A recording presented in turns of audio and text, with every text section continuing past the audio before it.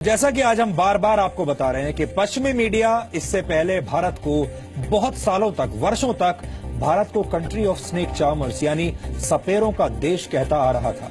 और जब भारत आर्थिक तरक्की करने लगा और दुनिया की बड़ी आर्थिक ताकत के रूप में नजर आने लगा, जब ऐसा वक्त आ गया जब भारत की कंपनियां पश्चिमी कंपनियों को खरीदने लगी, जब ऐसा वक्त आ गया जब भारत की कंपनियां ब्रिटेन की कंपनियों को खरीदने लगी, तो पश्चिमी मीडिया ने भारत को दंगों और नफरत का देश कहना अब शुरू कर दिया है।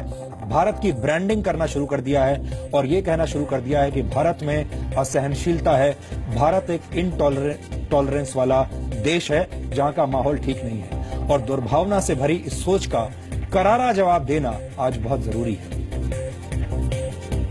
ये भी बात बहुत अफसोस की है कि हमारे देश के ही कुछ नेता पाकिस्तान में बैठकर ऐसी बातें करते हैं जो भारत सरकार की खुद की नीतियों के खिलाफ है। ऐसे नेता पाकिस्तान में बैठकर भारत की आलोचना करते हैं और पाकिस्तान के मन की बात करते हैं। ये ऐसे नेता हैं और ऐसे लोग हैं जो नरेंद्र मोदी की निंदा करते करते अपने खुद के देश की निंदा करने लगते हैं। भारतीय प्रधानमंत्री की आलोचना करते हैं, पाकिस्तानी मीडिया की बहस में बैठकर भारत के खिलाफ बातें सुनते हैं। और ये लोग ऐसी बातें सिर्फ इसलिए करते हैं ताकि पाकिस्तान में इनकी पीठ थपथपाई जा सके।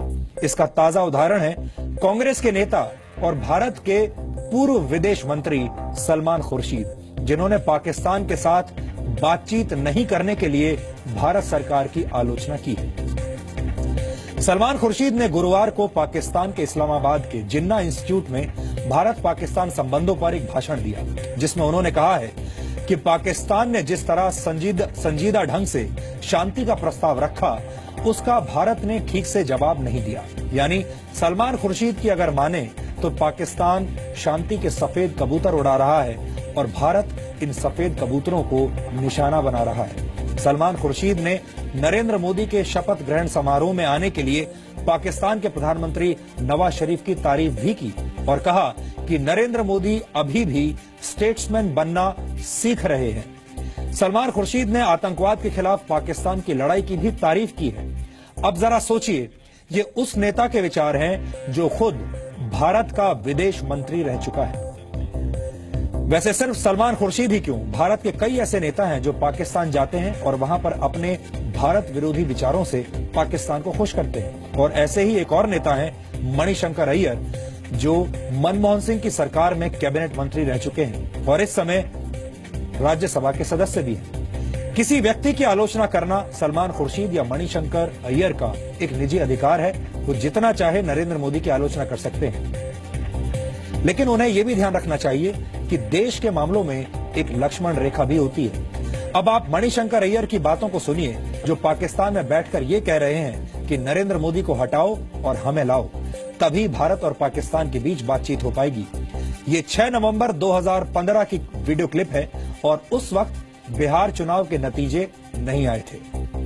तो लोग ये सवाल पूछ रहे थे, किसी ने सवाल आपसे उठाया कि आखिर मोदी साहब जिस लाइन को लेकर चलते हैं पॉलिटिक्स में, वो बिकती है, वो सेल होती है, उसकी एक पॉपुलैरिटी है। तो मोदी साहब अपने कोई कमजोर नहीं हो रहे, इस वजह से मोदी साहब स्ट्रांग हो रहे हैं, अपने बेस को मजबूत करते हैं। को बिहार के नतीजे आने वाले हैं और आपको दोबारा अपना सवाल करना पड़ेगा। अच्छा जी, स्ट्रांग नहीं होते जा रहे हैं, स्ट्रांग नहीं होते जा रहे हैं कि इसको बंद करना है तो एक ही तरीका है कि भारत और पाकिस्तान के रिश्ते बेहतर होंगे। और बेहतर करने के लिए ऐसे हमारे यहाँ वजीर आजम की जरूरत है जो फजूल के शर्तें न रखें और आपसे बातचीत करें, जैसा कि डॉक्टर मनमोहन सिंह ने किया, और कि आपके यहाँ यही चीज हो कि जब की बातचीत होनी है तो आप आगे बढ़िए, करवाइए, जैसा कि परवेज मुशर्रफ साहब कर रहे थे।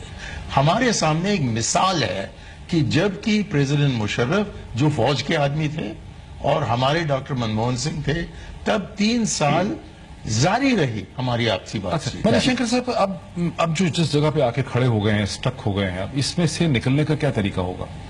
हमें ले आइए, इनको हटाइए। अच्छा, तो इनको तो आप ही हटा सकते नहीं है, तो इनको तो आप ही हटा सकते हैं। हाँ, हम हटाएंगे, लेकिन तब तक जरा आपको भी इंतजार करना होगा। हमें ले आइए, इनको हटाइए। अच्छा, तो इनको तो आप ही हटा सकते नहीं है, तो इनको तो आप ही हटा सकते हैं। हाँ, हम हटाएंगे, लेकिन तब तक जरा आपको भी इंतजार करना होगा। तो आपने देखा मणिशंकर अय्यर क्या कह रहे हैं यहाँ पर। वो कह रहे हैं कि हमें ले आइए और अगर हम आ गए यानी कांग्रेस की सरकार आ गई तो भारत पाकिस्तान के रिश्ते बिल्कुल ठीक ठाक हो जाएंगे।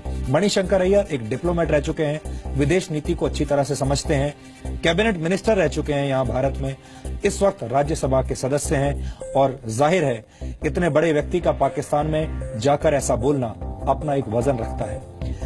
सलमान खुर्शीद भारत के विदेश मंत्री रह चुके हैं और यहाँ पर मणिशंकर अय्यर और सलमान खुर्शीद जैसे नेता ये भूल रहे हैं कि नरेंद्र मोदी पर व्यक्तिगत हमला करते करते वो खुद अपने देश की छवि को नुकसान पहुंचा रहे हैं। ये अच्छी बात नहीं है।